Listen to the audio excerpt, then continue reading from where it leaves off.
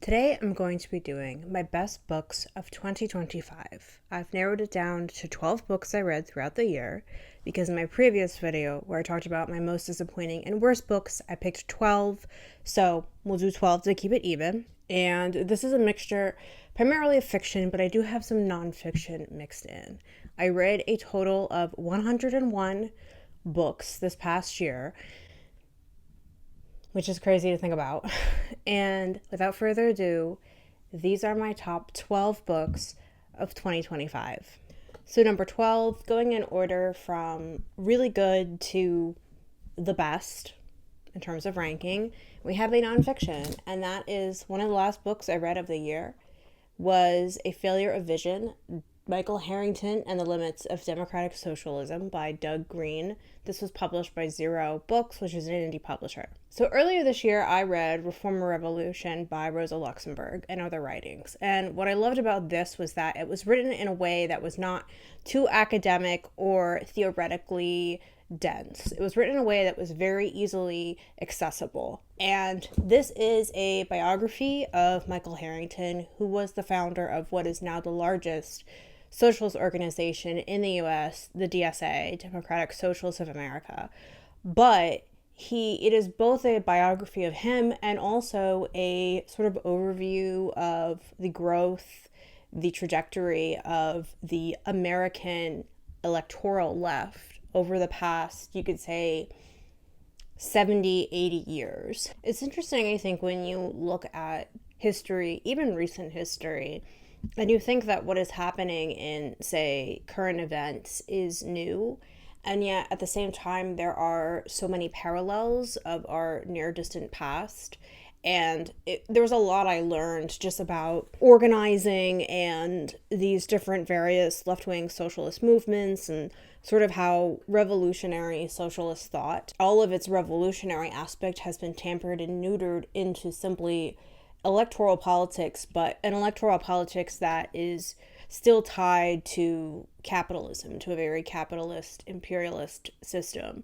And I think this is a really great read for anyone that still believes that we should continue to try to reform the Democratic Party in terms of making it anything for a left-wing political movement, because that has been tried time and time again for much longer, I think, than people realize. And so I think I enjoyed reading this because not only was it accessible and he was breaking down, I think, a lot of what Rosa Luxemburg had said in her writings that kind of went over my head in terms of the density and cadence of her language. But it was also just nice to essentially hear my own political opinions reverberated back to me. So yeah, I will do a more in-depth review in my December wrap-up later on. The next book I want to mention as number 11 would be Good Girl by Aria, Aber. This was a debut. This author is primarily a poet, but this was her novel debut. And I was rather hesitant and skeptical if I was going to like this. It is about a young Afghan-German girl named Neela coming of age in Berlin in the early 2010s. And her parents were Afghan refugees. They were, I believe, at one point involved political communist leaders in Afghanistan and well-educated, and they fled following the Soviet Union to Germany, and she's been raised there. And I thought that this would be one of those sort of very navel-gazy, self-absorbed millennial novels that is essentially autofiction, and I do believe that it is autofiction, but I think that her writing was really well done. I was really blown away by certain observations, and particularly her depiction of Berlin as almost this other person, this other like being that inhabits the novel. And I think that the way she captured the essence of the city, and particularly the essence of what it means to live in Germany as a racialized other. And I thought it was so eye-opening and so well done. I do wish that the novel had perhaps focused more on that aspect and her own identity, as opposed to, say, her relationship with this much older predatory man that takes up the bulk of the novel. But even that, I thought, even though the man she gets involved with is so despicable, I think that he wasn't written as a cartoon villain. He was still despicable, but he was still rounded out as a fully fleshed out human being who you could recognize and see in real life. And so I think that in a less talented writer, this novel would have fell flat. But for me personally, it really worked as a really good and unique coming of age story. So I definitely will be waiting to see if she writes any more novels after this. Number 10 is a novel I read in March of last year, and that was a Mexican translation called Trash by Sylvia Aguilar Zeleny. This was translated by J.D. Pluecker. This novel was so unique, and it still stayed with me because of the unique premise and the different women's voices. It takes place primarily in Juarez, as well as on in the Mexican borderlands, and it follows 3 different women that all are encircled, you could say, around this trash dump in Juarez. There is this teenage runaway who lives at the dump. There is a female scientist who is studying the homeless encampments that are at the dump, as well as interviewing the teenage girl. And then there's the third narrator is a transgender sex worker who works nearby within the neighborhood, and she sort of is like the mother hen of watching over new sex workers that come. And all of these women's lives are, as the novel progresses, more intertwined than we realize, in more ways than one. And so I thought that each of the women had very distinctive, unique voices, which is not always something that you see when you read novels where you have different characters speaking. Sometimes they all sound the same. And I thought it was a really good portrayal of capturing the simmering violence that exists for women in certain environments, particularly any sort of street environment that is so high risk. And all of their stories were so overlaid in a way that was so memorable and beautifully done. Unfortunately, I just wish that this author had more of her works translated into English, because she does have other works, but hopefully someone will translate them at some point. Definitely recommend. Coming in at number 9 is The Buffalo Hunter Hunter by Stephen Graham Jones. I actually had heard about this novel through the Goodreads Choice Awards, and I am so glad I did. This was one of those novels that when I first started reading it, I wasn't sure how I felt, because Stephen Graham Jones, the way he writes, I think is not always, sometimes it doesn't quite stick when you're reading it. And this is a very challenging novel to read. It is a very challenging novel in terms of the historical cadence that is used, as is historical fiction that takes place primarily in 1912 in Montana, and also the language used, a lot of Blackfoot terminology. One could say that, and another booktuber I follow, her name is Bo's Books, she described this as a Native American interview with the vampire, which I think is a really great description. We follow a Lutheran pastor and a Blackfoot Native man who starts coming to this Lutheran pastor's church services, and this Native man, Good Stab, wants to sit down and tell his story to the Lutheran pastor, Arthur Bucharn, as to how he became a vampire and why essentially we find out he is interested specifically in Arthur Bucharn. And so we get this narration of the story of the Blackfoot people of Montana from the 1870s and their survival and ethnic cleansing in the face of the encroaching U.S. Army, U.S. colonialism. But yet it is based on real events, but it has that magical realism twist, because the main character is, of course, a vampire, and he wants revenge for what is being done to his people. I love stories like this. Something I read similarly was last year, or I should say the year prior, was Terra Nullius by Claire G. Coleman, which is about the colonization of Australia, but has a magical realism, fantastical twist. And I love to hear historical fiction accounts that are from the perspective of voices that have been silenced for so long, but have that magical realism element to it. This story was very memorable. It seeped into my conscious, and I highly recommend it because I think it is very disturbing, but I think it's a very necessary tale, especially if you are an American living in this country. At number 8, we have The Pisces by Melissa Broder. Melissa Broder is the only author that occupies a space on both my best and worst books of the year. So this was my first Melissa Broder work I read, and hopefully it is not the only one I really love, but we'll see. This is about a young woman in her late 30s named Lucy who goes to dog sit for her sister and sister's husband while they're on vacation.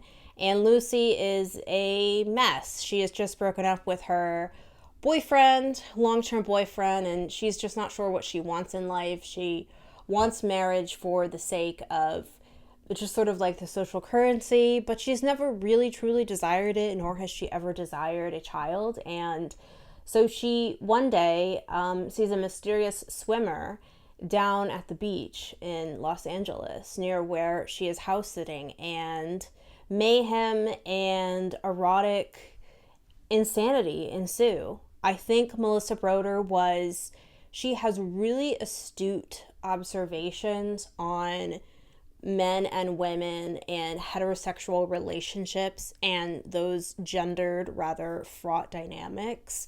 And she also has a very biting, somewhat dark, self-deprecating humor. And I thought that this story could have really gone off the rails because of the merman magical realism element, and yet I still was going along for this truly wild ride because so much of what she said about being a woman in your late 30s and all of these sort of like societal expectations and also your relationships and interactions with men and romantic relationships and sexuality and what you should and shouldn't be doing, I thought were just wonderful, on point observations, and also just the insanity that lies in sort of like that lusty, erotic madness. And I overall really enjoyed this book. I think it's by far my favorite Broder work, and I definitely recommend it. Number 7 is a nonfiction book, and it's another book that I own, and that is One Day Everyone Will Have Always Been Against This by Omar Akkad.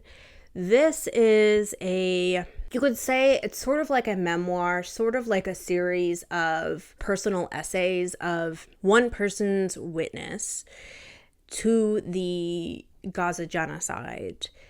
But Omar Akkad is also a war journalist, and so interspersed with people's collective horror at what was and is happening following October of 2023 to the present, he intersperses that with his time as a war journalist during the war on terror in Iraq and Afghanistan, as well as recollecting of how, as a young man growing up in, I believe he was from, I don't know if it was the UAE or Oman, and then moving to Canada, how he at one time lionized the West as this beacon of freedom and enlightenment, and how over the years, culminating finally in the genocide of Gaza, he saw it for what it was. And particularly, this book has a lot of calling out of liberal hypocrisy, how I think it's easy for people to be against something long after that something has passed. And that is where the title of the book comes from, that it's always so much easier to be against something when there was no pushback against that in hindsight. Everyone wants to say that they would have been there marching during the civil rights movement, or, helping slaves escape during the Underground Railroad. But in reality, very few people would, because the people who were at that time were castigated and called radicals. So I had some quibbles perhaps about things that he did not explore in this, or also how I think the book was structured But overall, it was a very touching read. I think he did really encapsulate how a lot of us felt, particularly Arab Americans in 2024. And it is a really good, I think, snapshot in time of some of those very despairing, anguishing emotions we all had. Number 6 is another nonfiction, and that is Enemy Feminisms, TERFs, Policewomen, and Girlbosses Against Liberation by Sophie Lewis. This is one of the best books I have read recently about feminism, and it is an overview of different periods and forms of feminism throughout its history and how oftentimes feminism, at least mainstream feminism, has often been in bed with really harmful systems of capitalism, warmongering, imperialism, racism, gender essentialism, all of those things. And Sophie Lewis has a very easy and accessible writing style, and she is able to sort of pinpoint in each chapter a certain historical figure, a woman that is a sort of like stand-in for this kind of feminism that has not been all-encompassing towards other women and femmes throughout the globe, because it has relied on punching down at those who are even more marginalized. And so I think it's a really great examination and interrogation of feminism's past and present, and how and why feminism needs to understand all forms of political systems of oppression in order to truly be intersectional and not cause harm. And so I myself have gone on a journey of at least probably the past decade, moving away from more mainstream white liberal feminism into a more sort of, you could say, Marxist, decolonial kind of feminism. And so I do highly recommend this book, because a lot of it is also a very great, interesting history lesson about different kinds of feminism and figures throughout the world. Coming in at number 5 is a collection of short stories, and that is Things to Do When You're Goth in the Country by Chavisa Woods. I enjoyed this collection of short stories so much. This follows primarily people within the Midwestern part of the U.S. and sort of that overlooked flyover Rust Belt country, and how the country is becoming more and more destitute, and how does the everyday person live. But the backdrop in this is the war on terror. And so you see sort of essentially this, almost like this imperial boomerang in effect of how what we do overseas does have reverberations for us here in this country, as more and more money is being sucked out into the war machine, whether that is via pulling money from infrastructure that is going to make weapons to bomb other people, or whether it is recruiting people in a sort of poverty draft to go and fight these pointless wars. And so some of these stories do take place in the early 2000s during the height of the War on Terror, but I think I honestly had never encountered any sort of collection of short stories that had really interrogated these kinds of themes in a series of fiction. I had never seen that before, and I thoroughly enjoyed it. Some stories have a sort of Flannery O'Connor-esque vibe. There are stories of people who cling to religion, and then they find out, one story, a woman clings to her religion and she finds out some unsavory things about her church group that she was not expecting. I thought pretty much every story was really good, and I definitely recommend you check it out. And number 4 on my list is another nonfiction, and that is Women, Race, and Class by Angela Davis. I do think that I prefer this one over Sophie Lewis's just a smidge, because it is actually more accessible. I think Sophie Lewis's could be a little bit more academic, and this is more singularly focused. It is really focused on the history of feminism in the U.S., primarily through Black women, as well as also socialist women, and how feminism has intersected with both the civil rights movement and specifically abolitionist movements, and also socialism and communism within the US. Now, this is, I think, a really great text that is so different from, I think, what the average person is taught about feminism in the US, because we generally start with the suffragettes and then go to the 1960s with Betty Friedan and the feminine mystique. But this really traces how feminism really grew out of the abolitionist movement. And it is primarily a history that is focused on Black women and feminism, and how feminism was not something that was just created by white middle class women, because Black women were always involved in feminism. But it is a really good primer, I think, on intersectionality and how there is no one singular experience as to what it means to experience being a woman, and that how other intersecting identities of race and class, as she explains in this book, will always factor into your own axis of oppression. And so there's a chapter that is specifically dedicated to communist women, both white and Black in America.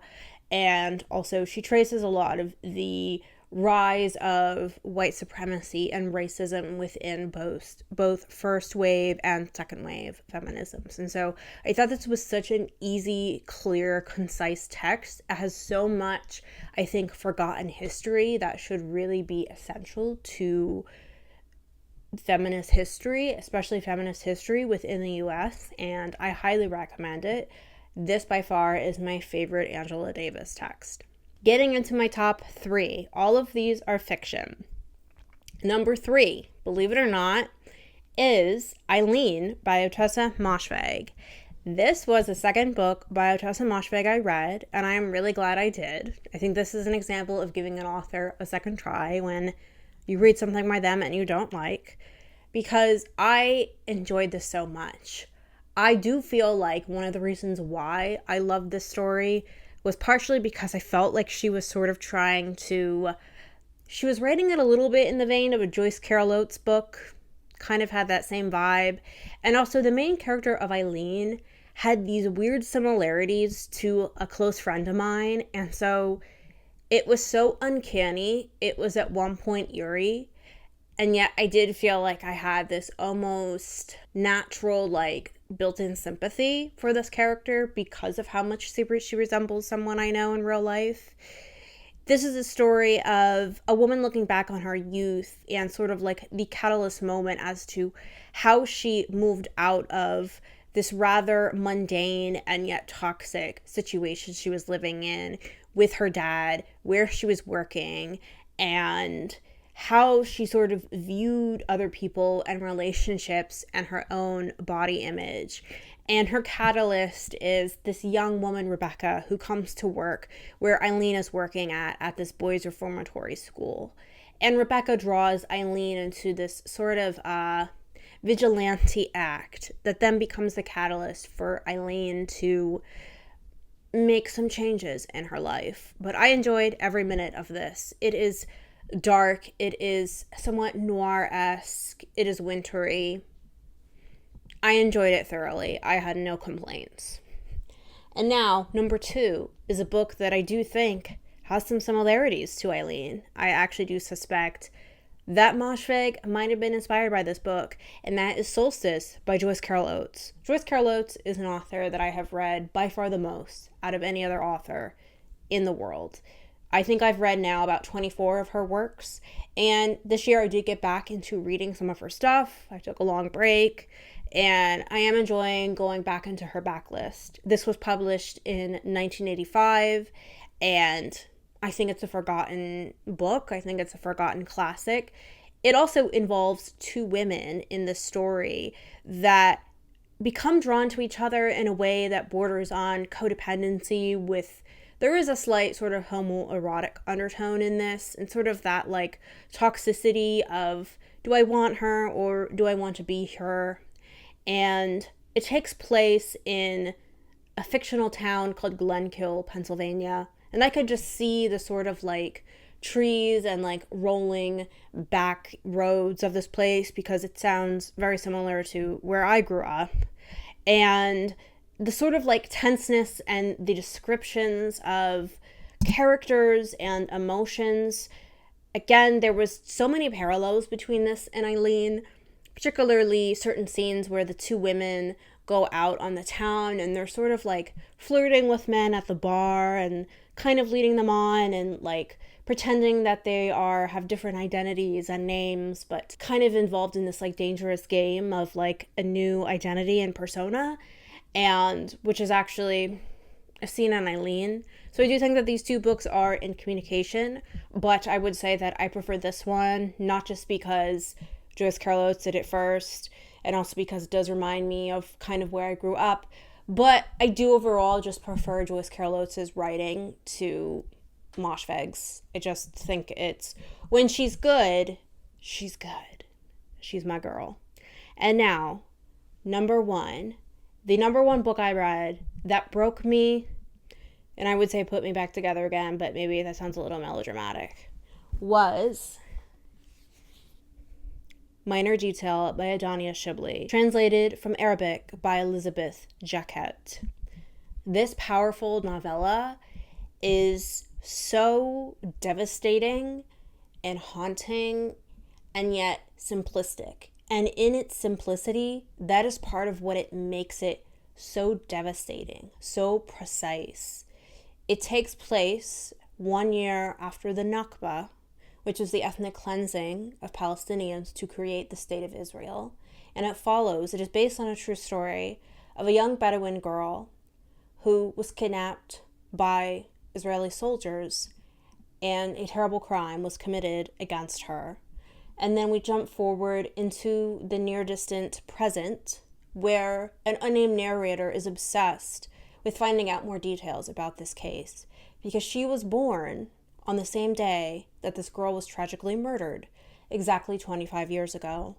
And so we see how the past and the present interweave, and how the past is never really forgotten, particularly past injustices that have never been addressed or acknowledged.